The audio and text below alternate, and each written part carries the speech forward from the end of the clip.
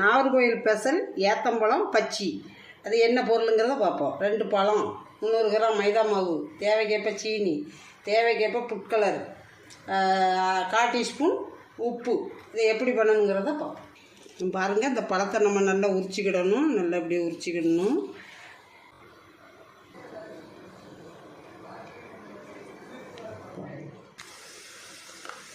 இப்போ மாவை கொட்டியாச்சு. இந்த ஃபுட் கலரை போட்டுக்கிடுவோம். தேவைக்கேற்ப உப்பு,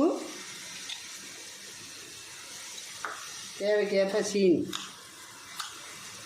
இப்போ இது தண்ணி ஊற்றி நல்லா கரைச்சிக்கிடுவோம். இந்த பதத்துக்கு நம்ம பச்சை மாவு மாதிரி கரைச்சி வச்சுக்கணும். பழத்தை வெட்டி வச்சுருக்கேன். இங்கே அடுப்பத்தை வச்சு ஆயில் ஊற்றி சூடாகிட்டு இப்போ முக்கி போட போகிறேன். இப்படி முக்கி நம்ம இப்படி ஆயிலில் போட்டுருவோம்.